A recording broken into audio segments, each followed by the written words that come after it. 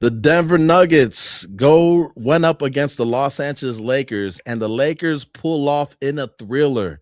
We're gonna break down that game and talk a little bit NBA right after this. But beforehand, hey Prince, hit my music, yeah.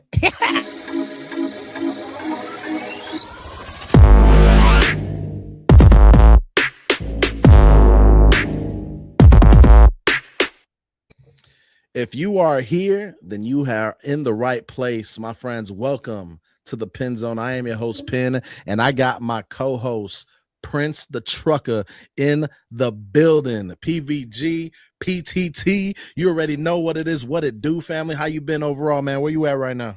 What's going on, Penn, and everybody in YouTube land? The Penn Zone. He is back. Prince the Trucker is in the cab of the rig, and I am reporting to y'all from the border of New Mexico and Arizona, man, on my way to California. Let's go, bro. Yep. We got to catch the Lakers game yesterday together, bro. And what a thriller it was. We had I think me and you both called it to the T, and we both had our own separate points.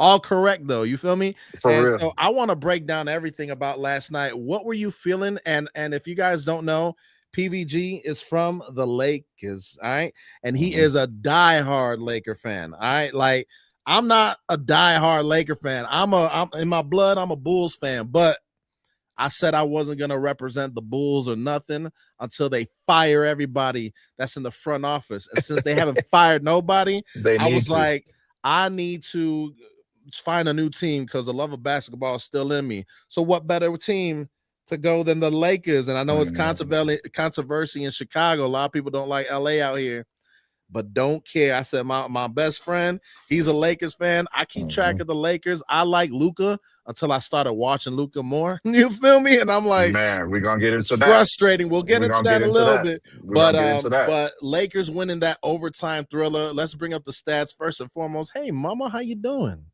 I'm waving at her live because she's upstairs right now at the crib, man. It's good to see you, Mom. Thank you for supporting the channel. Mama Uh, Maria. but let's take a look and take a gander right here at these accolades. Yep, let's get it. All right, right here, bro. Actually, I kind of liked how.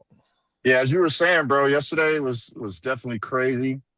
When it comes to where we are in the regular season and going into the playoffs, um, and playing the Denver Nuggets, bro. The Denver Nuggets aren't a pushover team by any means, and I think this was a true testament to the fact that the Lakers can get it done. The way they did Absolutely. it, Yep. I'm still a little upset about Hmm. being a fan of the Lakers and knowing where we are, but it just goes to show that we can do it. But there's still a lot of room for improvement, G, to keep it real. A Still a a lot of hundred room. percent, 100%. And I think there's a big concern for the Lakers. What I've been watching because I did catch the Lakers versus the Bulls, and I did catch yesterday's game as well too, as you know. Mm, And the bench is really concerning to me. All right, like mm. extremely concerning. They are playing very minimum, and when they're on the court, it's like they're not even there. You know what I mean? Talking Like, about the they're Bulls? no, I'm talking about the Lakers, bro. Oh, the Lakers, yeah, Talking for about sure. the Bulls, they don't even like they're calling people from the YMCA like, hey, can you ball with us? You know what I mean? Like that's what they doing. Hey, make sure you're not over 6'8". All right. That's what the Yeah, Bulls are doing. But the yeah, Lakers, I just see a little bit of concern. Like Hachimura, he normally starts over Marcus Smart, but because of matchups, Smart got the start, and it was the right move, absolutely. But look at Hachimura's number, look at Laveria's number, Hayes and Kennard. Overall, you got guys that play 12 minutes and above with minimum points. You know, the rebounds were decent for Hayes and Hachimura, but everything else was pretty much like non-existent. You know what I mean? And I right. felt like they were non-existent again. And the starters had to really step up, and that's exactly what they did. Luka, he played his game, but man, it's frustrating, bro, when he complains to the refs in the middle of a play to give up a crucial basket. I don't understand that. Like, I'll never understand that, and I can never support that at the end of the day, bro. But let's break it down from quarter to quarter. Let's break it down half to half. That first half was all LA, bro. Let's break down. What did you think about that first half overall? And tell me what you told me. Tell them what you told me prior to that game even starting. Right, exactly. So All right, y'all. Speaking on the Lakers and the Nuggets, I already told Penn we spent a lot of time offline just watching games and seeing what's going on, right? So, being honest with myself, I'm not one of those fans that just be like, oh, we're gonna win, we're gonna kick butt. Like if I feel something from watching previous games, I'm gonna be honest. And I told Penn, seeing Denver the other night, I forgot who they were playing, bro. I don't know if it was San Antonio. I forgot who it was. Mm. But me watching the Denver Nuggets, I knew who we were going up against. Jamal Murray, Aaron Gordon, and Jokic. You know what I'm saying? When Yeah. they find their groove throughout the game, especially in the latter half of the game, the third going into the fourth quarter, they are pretty much unstoppable once they get their momentum. And knowing what I've seen from the Lakers recently, dealing with the injuries, AR just coming back, Aiton almost being non-existent at certain points, just everything in totality. I knew going into this game, and I told Penzon, I said, look, if the Lakers go up 20 points before the half, I'm not going to be excited. Mm. And that's technically what happened. If we go back and we watch the game, the Lakers were up, and the Lakers showed us who they could be in the first half, which they do all the time. Yep. It's the second half that not only naturally as a Laker team, but going against the Denver Nuggets. As I just previously mentioned, the Denver Nuggets are really good during the second half when they get their momentum going. They kind of absorb and watch the patterns of their opponents. Yeah. And because they're so cohesive as a team, they make it look effortless. Mm. I mentioned to Penn the other day, the person to look out for, which he kind of fell short yesterday, was Jamal Murray. I was really concerned about him Really catching bad. fire. Yeah. In the third or fourth quarter. But Aaron Gordon, credit to Aaron Gordon. I mean, Aaron Yeah. Gordon kind of picked up the slack right there. And he's And only hit, 5 games back from his injury, from his hamstring. man, bro. Yeah. So all in all, what me and Penn discussed is that was my prediction. I said, you know what? I honestly thought we were going to lose that game. We didn't discuss that, but I was kind of thinking that as a fan in my head. I said, man, we're going to find some way to fumble this game. Mm. And that's what made it great. The fact that we were able to actually pull it off against a team like the Denver Nuggets. But I'm not going to lie. I was kind of still unsatisfied with the performance because there were so many things that they could have done to avoid being in that position in the first place. Yeah, absolutely, bro. I think I said it in the beginning as well too. This is gonna be a game of runs, all right, and Right. It's gonna come to the end. You're gonna have teams that you may go up 10, you may go up 15. It's gonna go back and forth. Whoever's losing is gonna come back regardless. I don't care who it is in the second half. They're gonna come back. They're gonna show out because you got a lot of elite talent on the court right now on both sides of the ball, on both teams as well too. So I'm looking at it, and that first half was spot on for you. You were like, we got to be up 20, but I'm still not going to be satisfied. They had a 17-point lead, was their biggest lead of the game, and it was looking good. That first half was excellent basketball for the Lakers. It wasn't perfect, but they did exactly what they needed to do in the first half in order to stay in the game in the second half. And I felt like Luka played pretty decent, but Marcus Smart, I believe he had 11 points, 3 3-pointers in that first half, which really solidified the momentum for that team. Anytime Denver tried to make a run, it was Marcus Smart making a bucket or getting a big steal, or making a defensive effort, a defensive play, a stop, a charging foul. Like, he was just making every play. And kudos to Marcus Smart doing this at his age. He's not a 1, he's not a 2, he's not a 3. But when you have a guy like that and he's your 4th best player on the roster, you got a pretty decent roster overall if he's number 4. And I think he is the heart and soul. Him and Reeves are the heart and soul of this Lakers team. And Reeves played an excellent first half as well too.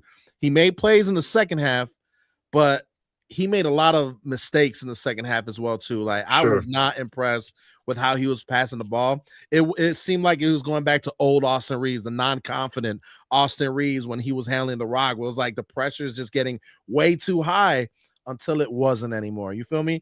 Well, remember, Penn, remember when we saw the starting lineups when we were Mhm. watching the game, and we brought that as a point right away when we saw that Marcus Smart was starting? You remember what I said to you? And I was like, yo, that's crazy because in games where you want to add a little more length and what have you, that would be a good call. I'm really happy with Rui, how he's developed with the Lakers. He knows his role. He's accepted it. He's improving, if you will, within it. And he just needs a little more time, but he's been doing some great things throughout the season.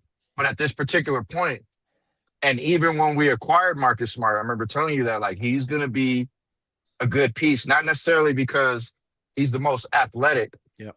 He's not going to give you a 360 windmill dunk off the backboard, right? But his energy is consistent. His veteran IQ and his mind frame, he doesn't switch up. You know, as I was mentioning to you in LA, it could be considered the land of like the divaism, if you will, Yeah, when it for comes sure. to For the sure. market, right? Like it's a big market when it comes to sports teams, and you have to have some type of superstar or about you to survive in these type of markets. But with him being the player that he is, he's not getting caught up in that. As you said, his defense tenacity, his IQ on the floor, and his ability to just keep people locked in the game is what shows through, I believe, in games like this. 100%. And the thing about Marcus Smart, he's consistent throughout the whole entire game. If he's Right. off when it comes to his shot, he's going to be off the whole game for a shot. But one thing that's never off for Marcus Smart is his effort, his hustle, and his ability to create turnovers. He's Facts. always going to be a top 10 in the NBA.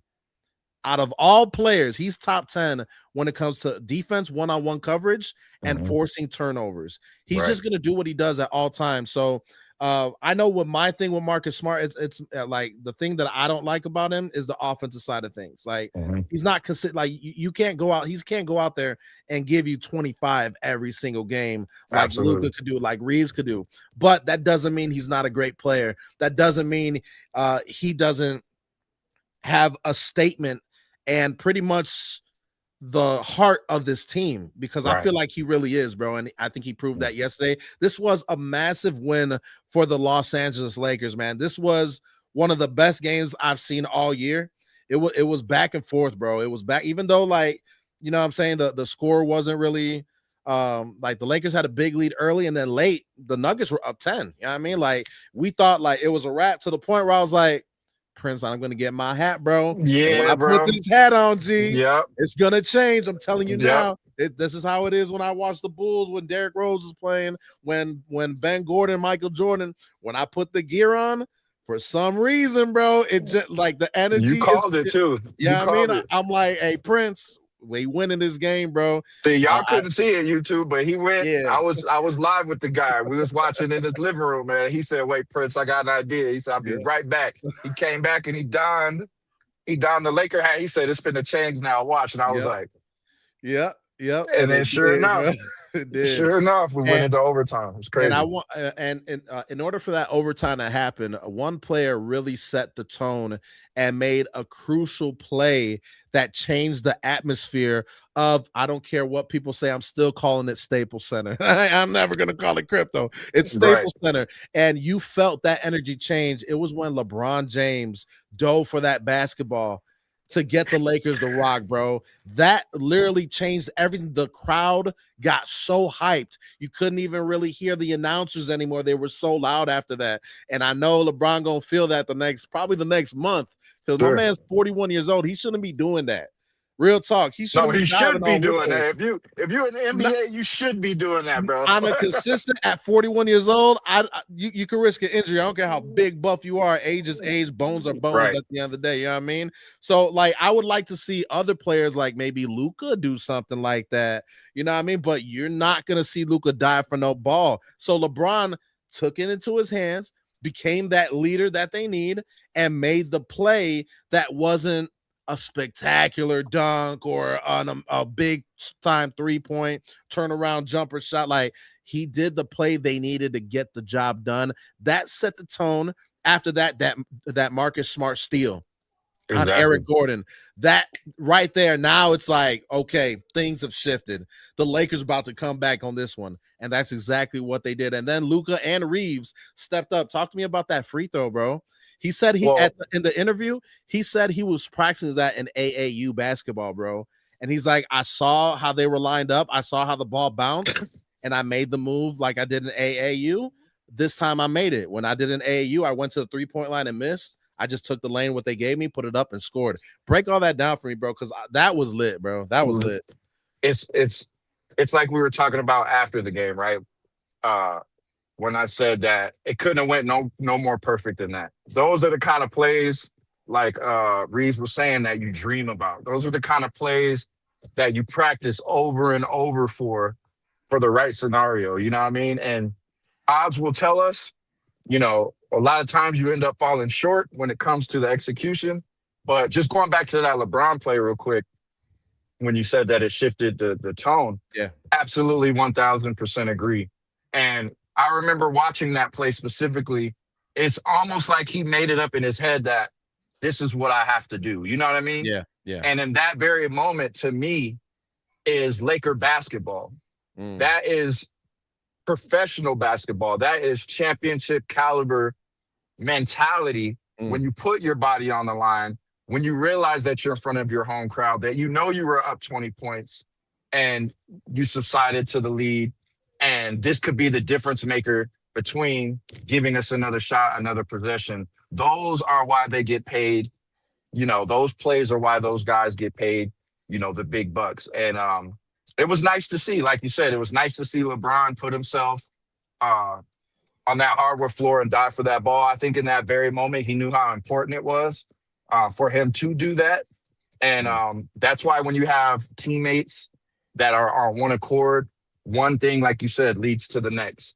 And fast forwarding to that Reeves, once he did get the ball, I remember sitting there watching with you and I'm going, okay, cool, we got the ball, but everything has to go, perfect still. And then Reeves with that execution. And then if you look at that play, he bounced the ball a couple times and he didn't hesitate, bro. Yeah. It's almost like he knew, and it's kind of crazy. It's almost no words to put to it because this is, again, what they practice for. These are the moments where you have to come through and be who you are. And it just so happened to work into our favor. He threw the ball. It hit the right spot of the rim. He anticipated it. He got to a spot. And not only that, he made the floater. Two of those three could have went right. Yeah. And he still could have clunked it off the side of the rim. And we would have been walking out of there with an L. Yeah. But, from the momentum plays, brother, like at the end of the day, this is what gets NBA fans, sport fans excited, especially when it's their team doing what they got to do to pull out of the trenches and get the W. Those are the things that I'm impressed by. It's just an awesome effort from each of those guys. You know what I'm saying? Absolutely. Looking at the Lakers' last few games, look at these wins, bro. They got some big wins against good playoff teams. You beat Denver after losing to them. It's literally your only loss in the month of March so far. All right. They got one loss. They've been playing good basketball. They took care of business against the Kings. You take care of business against New Orleans, Indiana, Chicago. And then you got some tough matchups with New York, Minnesota, and Denver. And they handle their business on a consistent basis. Does this mean they're favorites to win the NBA championship? No, I don't think they're deep enough. That bench is really concerning, especially if you're going to go against Wemby and the Spurs or OKC. Those guys, like, their bench can be start. If the OKC bench were the starters for the Chicago Bulls, that team could be a playoff team. It's a deep squad, and they can play. All of them could play pretty much any position. All of them could shoot. All of them could pass. They can handle the rock. They rebound. They hustle. They're coached perfectly. So it is a concerning for me when it comes to the bench, but the starters are showing off. I just don't know how long is this going to last. You're playing LeBron James 40 minutes. I'm going to bring back the stat sheet, bro. Look at the amount of minutes. LeBron 40 minutes at 41 years old. All right. Marcus Smart 35 minutes. That's a lot for someone who's been coming off the bench all year. Luka 43 minutes. Reeves 46 minutes. All right. They had a total of 48 minutes a game plus that 5 of the overtime. So they're playing most of the game, bro. And this is a concern because the Bulls were like this when Tom Thibodeau coached the Bulls with D Rose, Joakim Noah, et cetera, Luol Deng, all that. And what bit the Bulls is injuries. You can't maintain this on an NBA level Now defense is not the same, but when it comes to playoff time, everyone's playing hard again. It's a different league. It's kind of like old school basketball when the NBA playoffs strike, and that's why the playoffs are so meaningful to pretty much every fan that is an NBA fan. So the Lakers need to figure out. I think I don't know how I feel about Redick, bro. Like sometimes I think he's a good players coach, but I feel like he doesn't have the room, bro. Like that's just how I feel a lot of times. Like he holds his players accountable, but when the going gets bad, I feel like Luka ain't really listening. I feel like LeBron's trying to take over and coach the team. And when that happens, Reeves looks lost. All right. Like straight up, he looks lost. Marcus Smart, he still does his thing, but on the offensive side, he looks lost. Hachimura looks lost as well, too, at times as well. I think yesterday he was a little bit lost, couldn't find his flow. But it's hard to be consistent for 82 games at the end of the day. Hachimura has been great all year overall as a Bull. Love you, mama. All year as a Bull. So, or as a Bull, bro, as a Laker. Sorry, got distracted. He's been really good, and I think he's an excellent piece when used right. Yesterday, I don't think he was used right. But we got the win. Murray, he went what 1 for 12, 1 for 13. I'll look at the stat right now, bro. Yeah, it was pretty bad. Information, but he was really bad. Like it was pretty bad. It was really bad. And he fouled out. And he fouled out what in that fourth quarter? In either fourth quarter or overtime. I think it might have been early in the overtime. Yeah, that was big. That was big for LA because, like I said, Jamal Murray. I've been watching him the last couple games, and even past times. You know, we've seen him in the playoffs and the championship. You know, he's a guy that they can depend on for that. Drive to the basket, pull up mid-range shot. And you were talking about him early, like Murray can go 1 for 10 and make a bucket or two, and now he ain't gonna miss the rest of the game type. He's that type of player, and he's the vocal point outside of Joker, bro, where if he's on, man, they're hard to beat, bro. But exactly inconsistent, like 1 for 14 from the field, 1 for 7 for 3. If he would have made 2 buckets, Nuggets win. You know what I mean? Yeah. So be grateful. But again, I think they played great defense on Murray as well, too. He was throwing up awkward shots. Excuse me. He couldn't drive to the basket.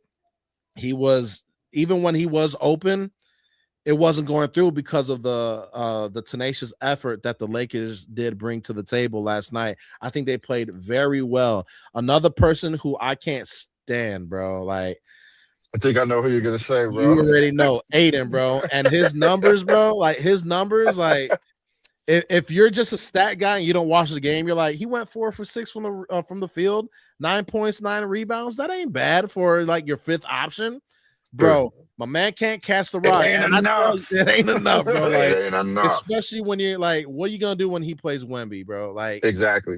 And then he went up against Joker and he got dismantled. You know what I'm saying? Like, bro. That defense, like, he's doing 6th grade stuff out there, bro. Like, yeah. Almost shooting a 3, and he's right at the basket, clapping and jumping, like, hey! Like, and nobody's even next to him, bro. Like what are we doing, bro? And then he misses a rebound. He doesn't block out the player. He misses a rebound, offensive rebound, layup. Like, he just makes so many mistakes, and this was my concern when they traded for him. And I told you the concerns when it first happened, bro. Like, Aiden can be good if he follows suit with what the Lakers want from him, but he hasn't done it for any team he's been with. You know what I mean? Like, it didn't work in Portland. It didn't work in Phoenix. It's not working. Like, I'll be surprised if he's a Laker next year, bro. I'll be extremely surprised if he's a Laker. He's just not good enough, bro. And then when he's too big, pause, to be that soft, bro. He's too big to be that soft. Pause. And for him to complain, like, I'm not a Clint Capella, like, come on, man. That is the weakest stuff I've ever heard. Play your position, play your role as a team, because isn't the goal to win the championship? Like, come on, like, what are we talking about? You come to the Los Angeles Lakers, bro. You come to a market that's going to give you the opportunity. This is the biggest opportunity of your career right now. Yeah.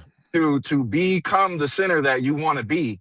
And I get it. There's growing pains, but like I told you about Los Angeles, it's one of those markets to where you have to build your identity within the floor. You're already surrounded by LeBron James. You're already surrounded by Luka Doncic and AR, bro. It's not going to be a hand me. You know what I'm saying? Yep. And they're making the effort to get him involved in the game. We see this clearly. When they're coming down the court, you'll see a lob or 2 or 3 from Luca or LeBron or AR trying to get him into his mode. You know what I mean? But he Yeah. has to want it. He has to understand what his role, what his position is, and how capable he is when he applies himself.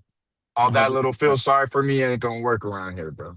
And last thing about the Lakers, bro, I want to talk about Luka. All right, he had another 30-point game, triple double, but I don't, man. I know Yeah, what it is. Luca, I'm gonna get let over here. I'm gonna let you talk about it, bro, because you are the diehard Laker fan since birth. You feel me? So I'm gonna let you share your thoughts on Luca, and I'll share one quick three, or one. Yeah, I'll say it like that. One quick three, bro, and Yeah, then we'll move on to the next one. for sure. Before I talk about Luca, I just want to tap on one thing you said a second ago, which was the Lakers' defense of the first half. Yeah. I want to highlight that so that when we go into the next game, Mhm. Lakers played excellent defense in the first half. I think that's why we were up because they were making their rotations that zone into the help side defense. We were getting a lot of interceptions off of that, which equaled into transition points. But we also were throwing the ball away once we were getting the possession back. So just wanted to highlight the Lakers defense on that. Yeah. And you mentioning that was a focal point in the game Yeah. in the first half. Now, Luka Doncic, who wouldn't want to have Luka Doncic on their franchise, bro, The on their team? Mavs. Yeah. Get out. You know what I'm saying? We talked about this, bro. Luka Yeah. is he's one of the best players of this era. I'm super excited when we acquired him, bro. But one of the things that uh, I disapprove of with Luca, being a ball player myself and just coming up in the era of the 90s basketball era, the Kobe Bryants, the Allen Iversons, the Michael Jordans, is, yeah, you're great, my man, but stop complaining about everything, bro. Yeah. I mean, It's a lot. anybody who watches Lakers basketball can see Mhm. Luka Doncic complains about everything. Yeah. There are times where the play hasn't even developed yet and his hands are already up Mhm. looking at the refs for a bailout. Like, come on, bro, you're in Los Angeles. That is not how we play ball. You know what I'm saying? You're too great of a player to be complaining. And yeah, man, his defensive effort, I do give him credit for, and I told you this when he came to the Lakers, he Mhm. lost a lot of weight. The Lakers weren't going to allow him to walk around looking like how he was looking in Dallas. Mhm. He was going to have to shapen up a little bit, and true to word, they did that. They made sure he was athletically, um, being able to play the part. But it hasn't transitioned to his defense. Yeah. The Yeah. point of losing that weight is to be a little more athletic, be a little more agile. Yeah, we know you could shoot off of one leg with three people on you and stuff like that. But defense, bro, where's your defense? You can't No hold effort. people like, yeah, LeBron and AR, like you said, where's our depth? We don't have a lot of players with a lot of length that are the best defensive wise. So as the leader of this team, you have to enforce defense. That play that LeBron made is a perfect example of what we're trying to encapsulate right now. Yeah. The willingness to put your body on the line. I don't care if you're 41 years old, respectively, right? You're Right. on the Lakers. This is your time to shine. This could be potentially your last season. That's how you need to play with this organization, bro. That's how you Yeah. guys are going to be great. Because when you hold each other accountable, um, that's when great things happen. That's when you can get comfortable on the offensive side and let that skill set of your game come out. But complaining, lackluster defense, just allowing things to happen and wanting to come back on the offensive side is not going to get it done. What the Lakers are showing right now and what Luka is showing right now is that, yes, you've taken the pieces that were given to you and you're proving that you can be contenders within the league.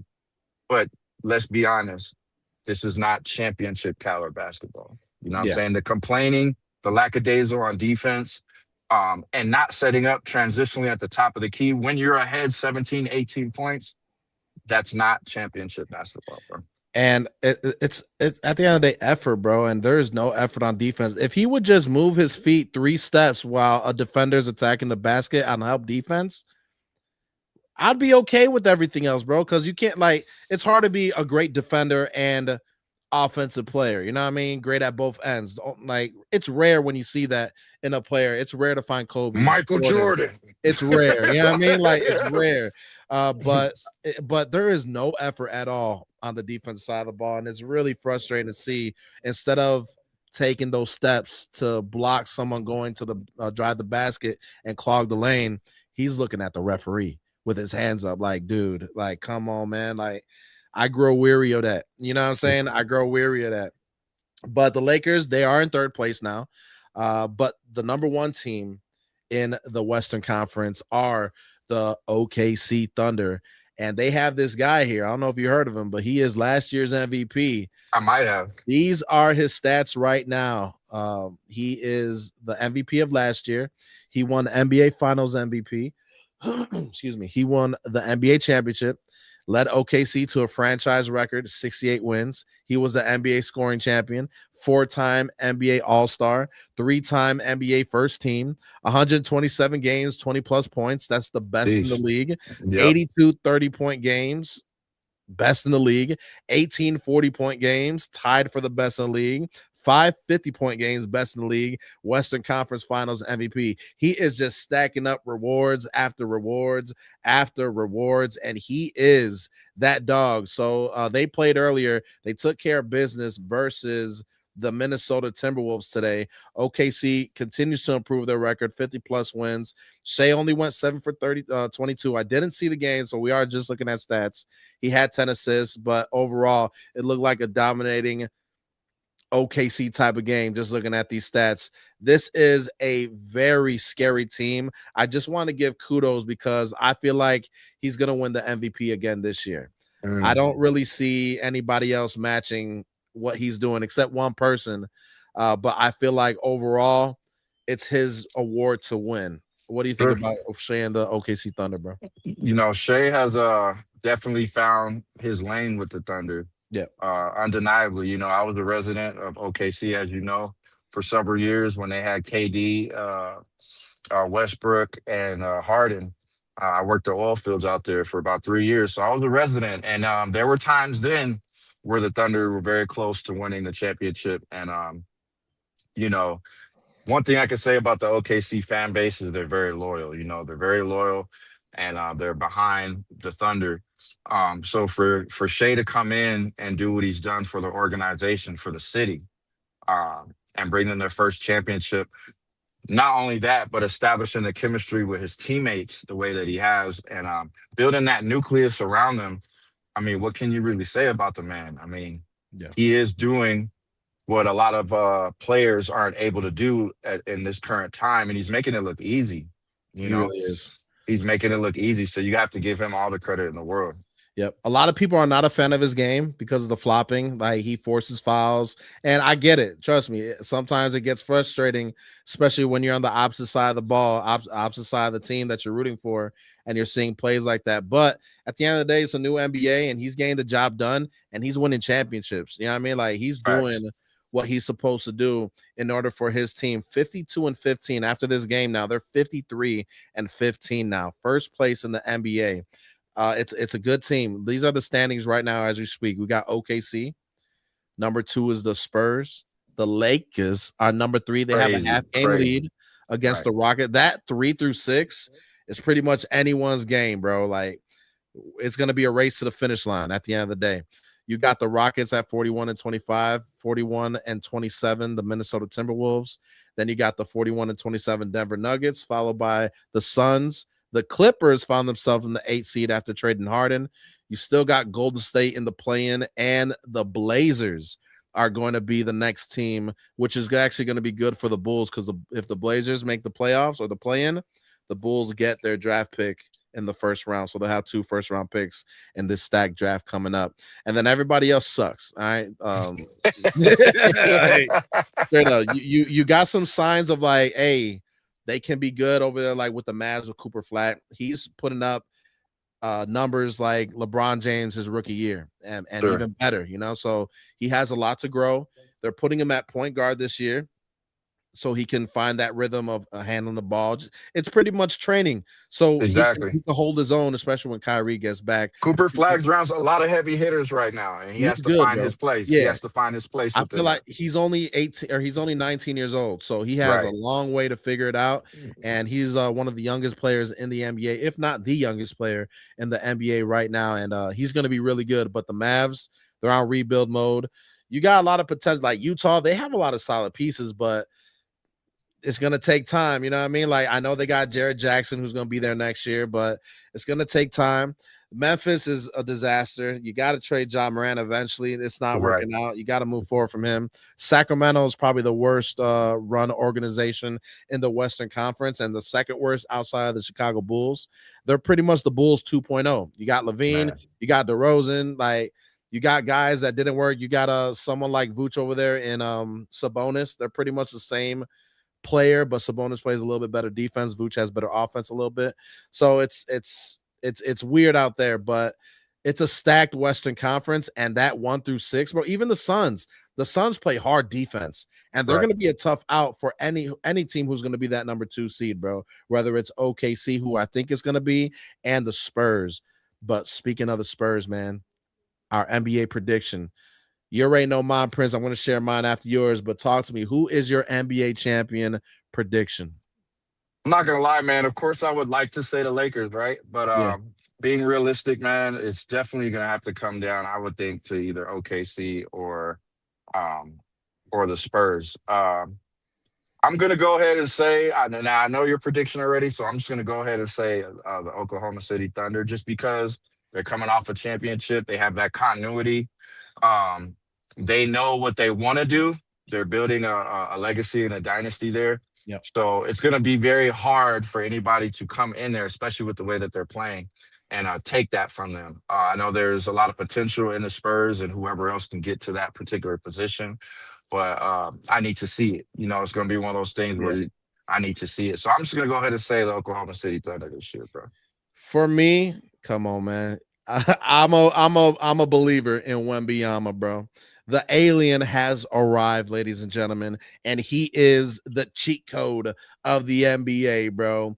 This man is 7'5". He moves and shoots like KD. He's unstoppable at the rim. He don't even need a jump to block your shot, so we ain't got to worry about them knees, baby. And he is making constant plays over and over. I cannot wait to see playoff Wemby, bro.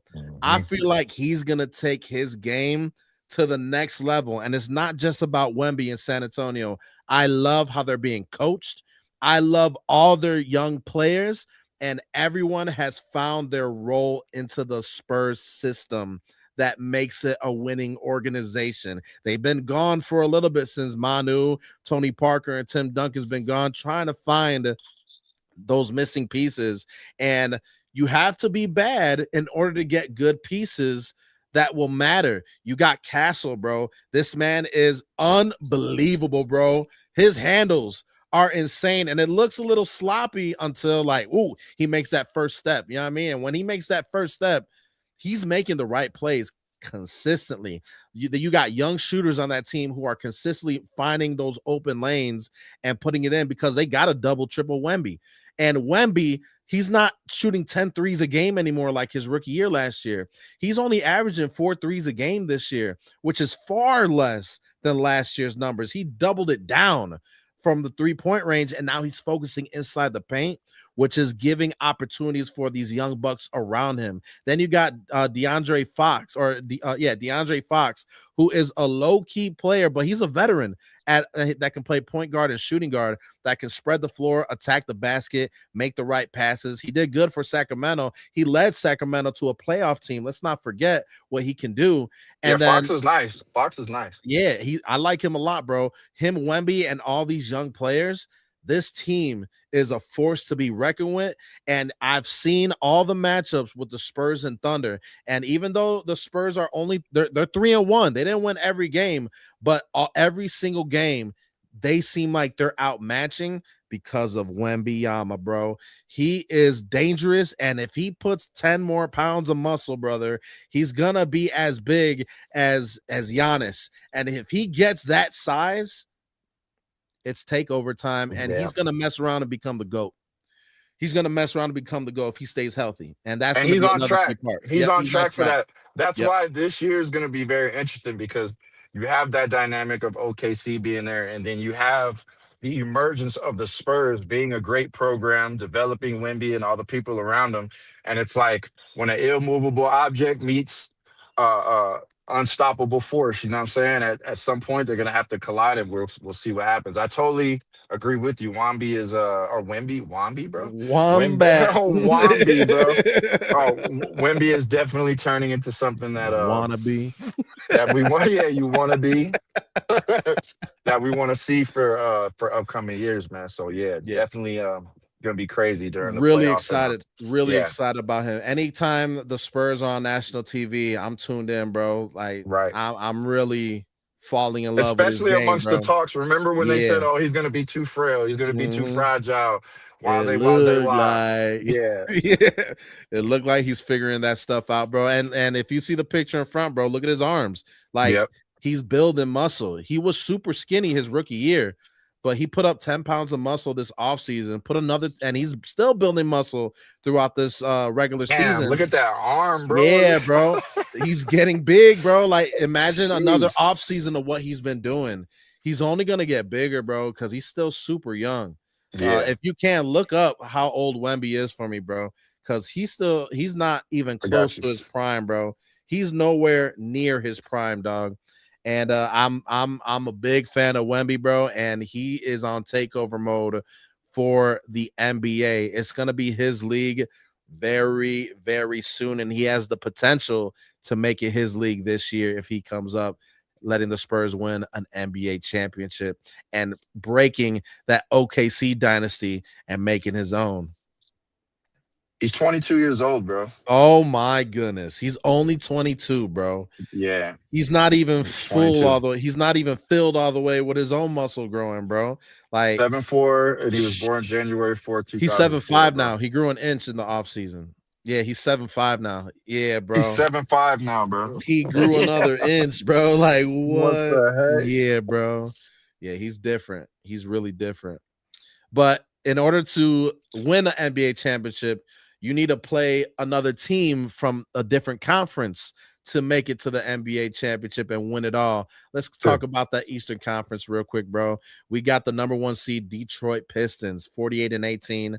You got the Boston Celtics. Surprisingly, everyone thought Celtics were going to drop and fade this year because of that Jason Tatum injury. But heck no, fam. This team continues to play well. They are 44-23, 4.5 games back from Detroit. Then you got the Knicks, you got the Cavs, you got the Magic. Toronto's still another good team. Miami.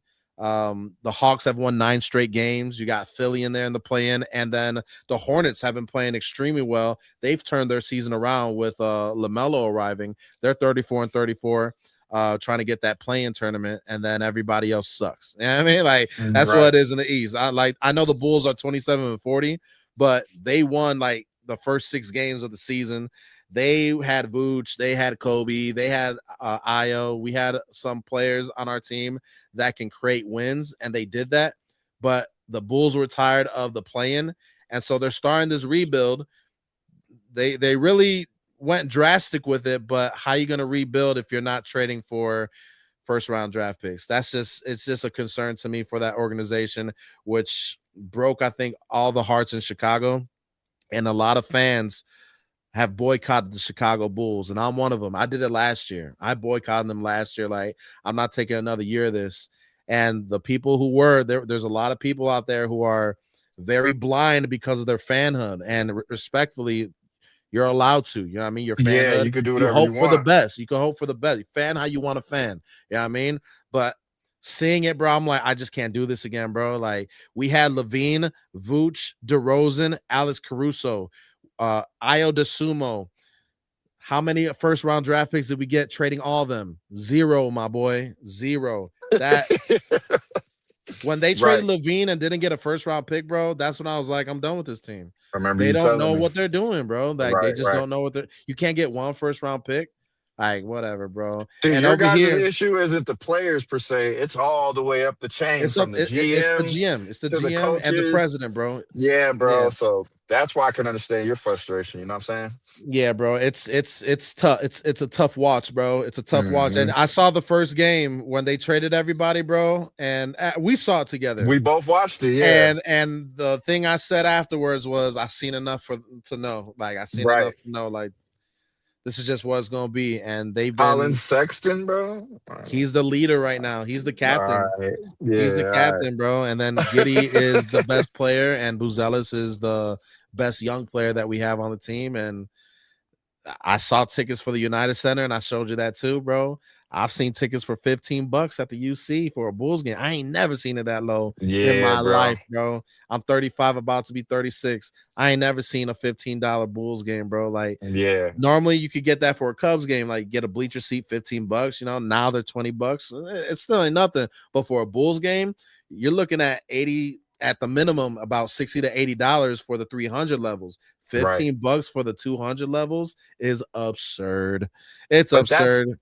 that's the mark that Jordan left on that city Yeah. and that franchise, though. It's like once you have a player who changed the face of how the game is played, And D Rose.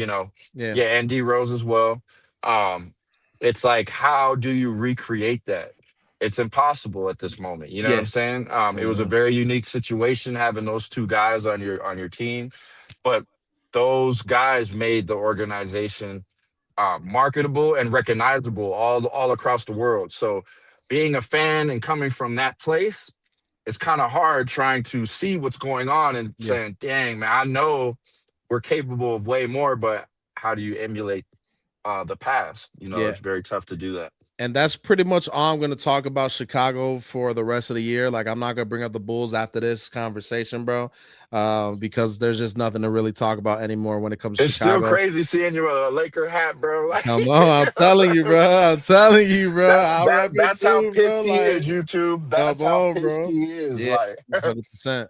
100%. You know how passionate I am for he Chicago. Still has Bulls hats now. He still has Bulls hats hanging right there. I got 1, 2, 3, 4, 5, 6, 7. I got 8 Bulls hats hanging up right now. He's a diehard Chicago. I'm not wearing them, bro. I'm not. It right pisses now, me off when I see it, bro. Wow, like, bro.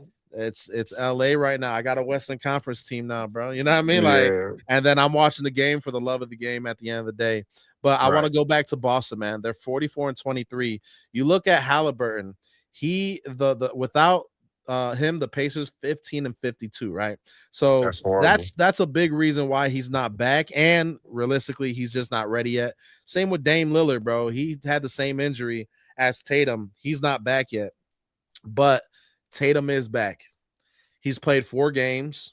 He's averaging 20 points in those 4 games. His shooting is down as expected. He's only shooting 40%. His 3-pointers are down. He's only shooting 27% from beyond the arc. He's not the same player what he was right now, but for him to just be back on the court after an Achilles tear, respect where respect is due. That is unbelievable. And kudos to Jason Tatum and all the hard work he put into to be back. And he should be in playoff form come playoff time. And it's going to be tough to beat the Celtics come playoff time if Tatum plays like his old self. Yep. I don't know, man. I think they're giving him like reindeer bone feed or something, bro. Like, I don't understand how you could be coming back from that type of injury so soon. We got the likes of Halliburton, like you said. We got Kyrie still sitting out. We got Damian Lillard, who came back and won the 3-point contest during the All-Star break, right? Like, but no games, you know what I mean? Exactly. So he's not running up and down the court. He got injured and was like, I'll be back first, and came back and is performing on this level. So it kind of makes you wonder what goes into that when it comes to organization wise. That's where my thoughts carry me. Like with a team like the Boston Celtics, like you said, being number 2 in the Eastern Conference and actually having something to lose or to gain. I wonder what the GM conversations are when it comes down to the staff and what that process looks like, even trying to get someone like Tatum back so soon. You know what I mean? Yeah. I wish I could be on a fly on the wall for those conversations. But we all know that Jason Tatum is an elite player, bro. One of the best of this era as well. His presence is definitely needed and felt. I just hope that he doesn't prematurely injure himself at a time like this, trying to get back into the swing of things so quickly. So it's going to be interesting to see how his presence affects everything else moving forward. So I yeah, big hope he shout out doesn't to get. Jason Yeah, Tatum though. I hope and pray he doesn't get injured, bro. Because if let's say if he re-aggravates that Achilles, his Yeah, career bro. could be over, bro. That could be Right, career ending now. Like one right, Achilles tear is enough as it is. right. Two though, I don't really see you coming back to be who you were. And he's still young at the end of the day, too. Like that Jason Tatum, if he re-aggravates his injury, is gonna be gone. He has to figure out something else, bro. And that's He what can I'm still saying, Pin. play, From but an we seen it with D organization, Rose. We seen it with right, D right, Rose. right, right. That's what I'm saying, Pin. Like from an organization standpoint, from the coaching to the ownership, I'm wondering what that conversation was in order Yeah. to have him back so quickly. And then Mhm. him being on board, we already know he probably has the Mamba mentality. He came up under the Mamba Yep. membership as a young age, you know what I'm saying? The mentorship. So he has that mentality, but um, they're allowing it. And then so for Yeah. me, it's like, hmm. We'll see. We'll see what happens at the end of the day. Yeah, But he's but showing happy off for him. early. Yeah, Yeah, I'm happy happy for for him him. too. Absolutely. Last topic on the day, then we're gonna call it a stream, my guy. Let's talk about it, bro. Let's talk about 83 and what that means in the NBA. A lot of controversy Mm. on this one. Okay, there's a lot of controversy. I'm just gonna share mine real quick. All right, I respect him getting 83.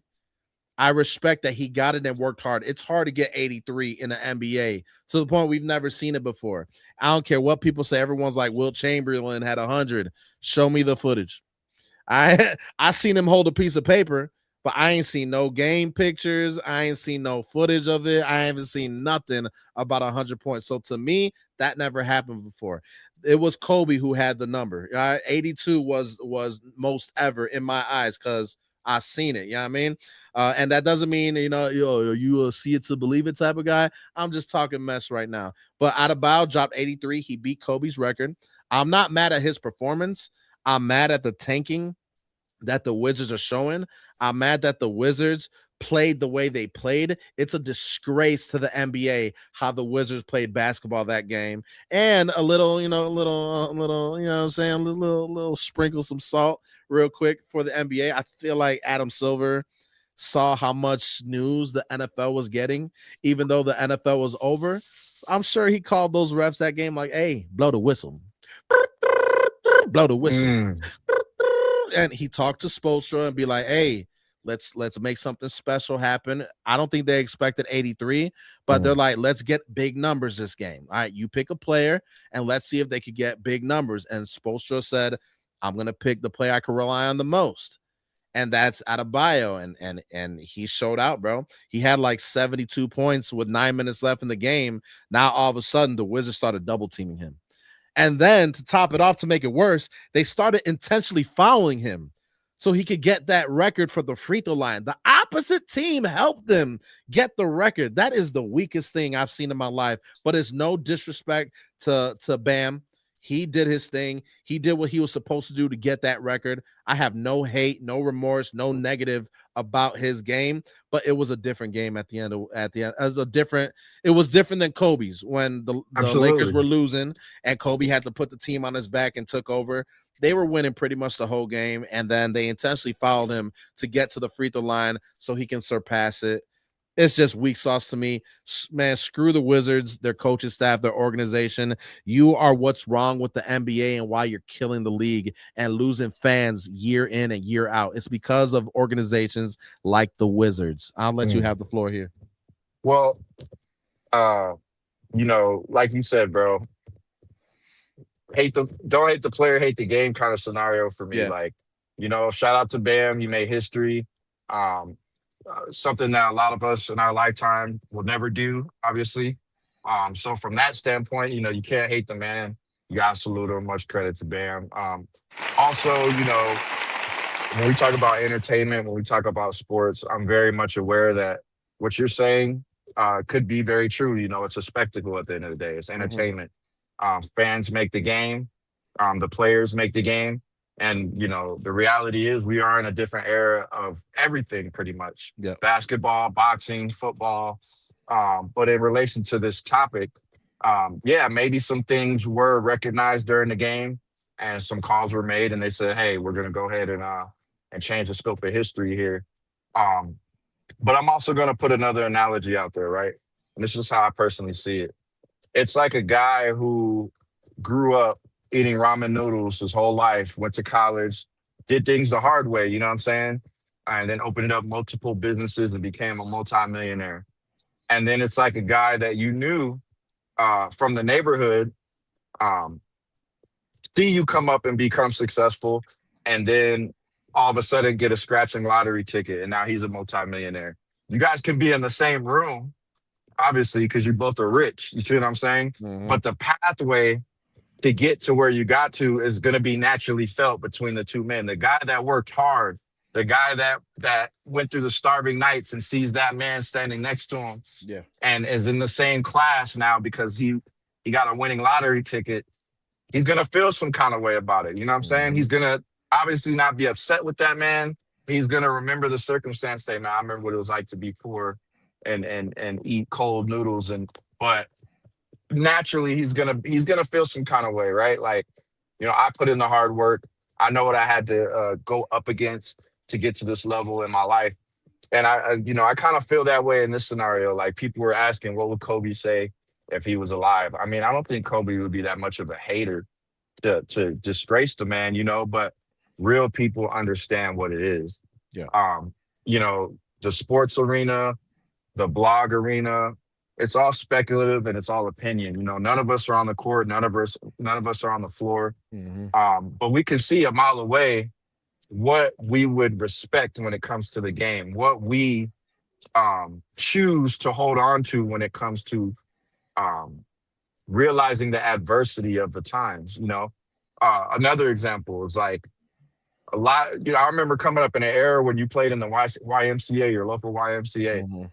And there were conversations between a lot of the parents, like even the parents were upset, like, oh, their kid gets a trophy just for being a part of the team. Like, Yep. you didn't even have to win. You didn't even have to. Participation. Yeah, like, just because you're there, you get a trophy.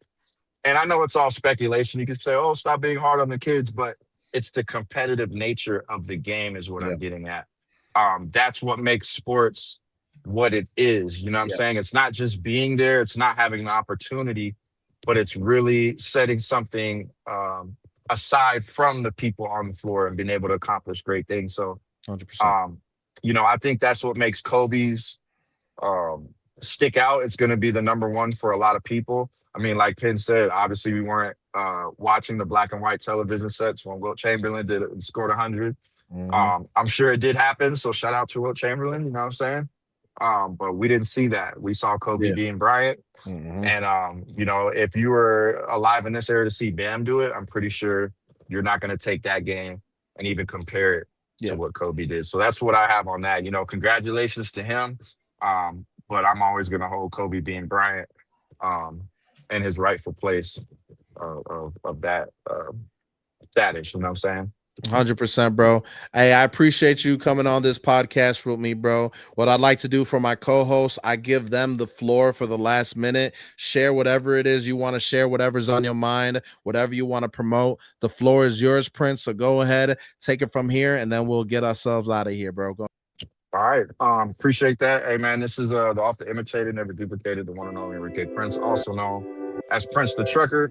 You can find me on YouTube. I do a lot of content when it comes down to the mindset and the mentality from a spiritual and mental level of being an over-the-road trucker. So if you want to support me in that, make sure you find me on YouTube. I also want to give a special shout out to my brother, Penn from the Penn Zone. He's doing amazing things over there on his channel. I've watched him grow. I really appreciate the work that he's doing and just giving me the opportunity to share his platform and the stage with him, involving me in his process. The man is grinding this year. So if you guys enjoy sports talk, if you guys enjoy, just overall authenticity and presentation, make sure you support my guy, Rob Penn, the Penn Zone. He's on his way to 2K.